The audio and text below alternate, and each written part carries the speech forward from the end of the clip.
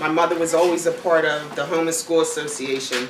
Every little thing that went on in Penwyn and Laura Marion, my mother was a part of.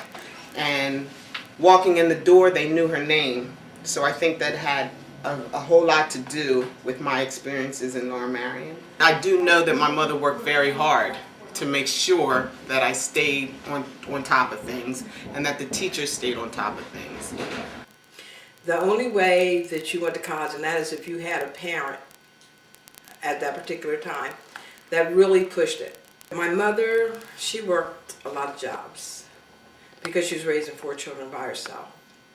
So she wasn't active as far as going to school, and I think that did help a lot. Like when parents go to school a lot, I think that makes it better for the children. There were very, very high expectations of us as far as my mother was concerned. My mother was like, you will go to college no matter what. I don't care what you have to do, you will go to college. And because that expectation was always there, you basically knew that you had to do what you needed to do to go to college. It's been an expectation from my family that to go to college. My family and my mother had expectations for me to succeed, and that's what prompted me to succeed. So I knew that I had homework or I had to pass this test and I had to do that.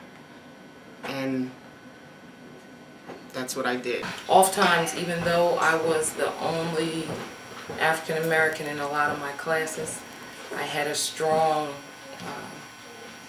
support system at home.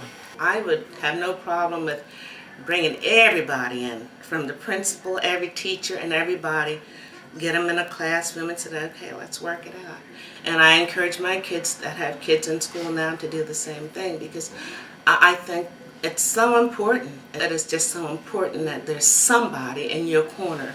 And I don't ask them to give them special favors. I'm just, making sure they're treated fairly and that they're given every opportunity that everybody else is given. It also paid to have a parent and parents who were no nonsense. And my mother, who went through Laura Marion herself, didn't play that. Okay, so she made it clear to us, and she made it clear to those people that she had to deal with over the years in the school system, okay, that she wouldn't tolerate no less than the best for us. With my daughter, I find that I'm constantly having to stay at school as well to make sure that she's getting what she needs educationally. She has several, or has had several teachers that have taken an interest in her and have taken it upon themselves to call me and to work with me to better her education. So I do see that, but I think that's only because I make it a point to be in the school. I make it a point for the teachers to see me. I make it a point for them to know how to reach me. I am a very involved parent. I was the co-president of the Home and School Association there last year. I was on the board for 3 years. But I know that's because you have to be involved if you really want your children to do well as African Americans in this school district. When it came to open house, I was there. When the conferences came around, I was there. If my children were doing bad, it was known that you better give me a call, because I better not find out from the report card that they're doing bad, because then you're going to have a problem. Because I am so involved, I think I get a very, very, very good shake with the elementary schools. I can't say I've had the same experience with the middle schools right now. My oldest daughter pretty much, was perceived as, because she was black, then, she wasn't ambitious, or she was lazy, or she was dumb. That's what she told me. She said, "Mom, they think I'm dumb because I'm black." I said, "Well, how does that make you feel?" She says, "I don't care, because I know I'm not dumb, so it doesn't bother me, but it does bother other African Americans because they don't have that knowledge, or they don't have parents who are pushing them." Because I push my kids to make sure that they are trying to reach their potential. I'll say on camera, I think that every parent, whether you have a child in school or not, or whether you have a nephew, a grandson, whatever it may be, whether you're black or you're white, Chinese, whatever you may be, Muslim, Jew, Christian, get behind the students and really encourage them and push them, because it's not up to the teachers to get the kids through, it's up to us to raise our kids and to push our kids through. The teachers are going to do what they can do, but every teacher doesn't have the best interests of the students in mind. And I really believe that you have to encourage the kids to believe in themselves first. Man's mind is neither black or white. It's only one color, the gray matter. I think you need to start from the roots. And as a matter of fact, I think you need to tear up the roots and you need to start all over. I think that the district has not really changed in terms of how they've serviced the minority population. And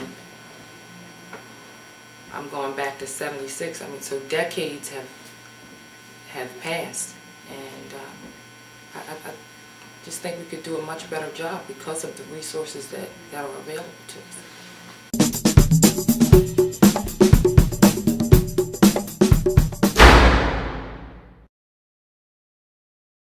The Lower Mary School District has a long way to go as far as really addressing the racial issues and the concerns and the disparity. I mean, the gap between what the African Americans are doing in the school district versus the, other people in the school district.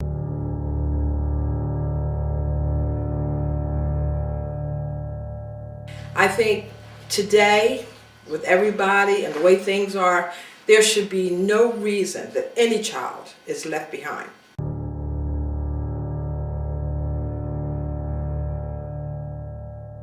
You got to force these teachers and the system to treat your child like they treat all the rest of the children. I think in this Lower Marion system, what you get is the plate, and you get a good plate. Don't get me wrong, it's a good plate. And if I would have stuck to everything and have everything be my fault, done everything that I was supposed to do, I could be running for president right now, frankly. Because I'm dealing with white folks, and that's what they teach you. They teach you how to deal well on that plate with white folks. What they don't teach is how everybody else needs to deal with you. Diversity is so important. The teachers need to have training. I think it should be one of the criterias that they have diversity training, because they don't have a clue as to how they should be dealing with certain situations. And it would make their job easier and make the kids' job easier, make the parents' job easier, because then everybody would be on the same page. And when you're talking, everybody would know what you're talking about. You can't keep a person in school for 13 years and not contribute something to this kid's problems.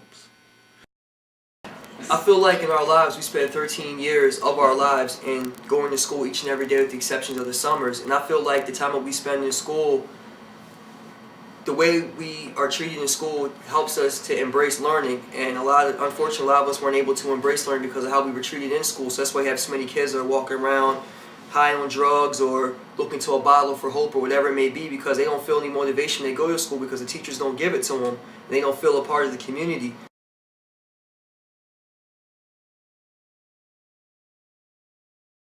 They're going to build a new school. They're going to build 2 new schools. 10 years from now, if I'm still alive, we'll be doing the same thing. Because you know why? Those new walls are not going to change the mentality of the teachers and the administrators that are there.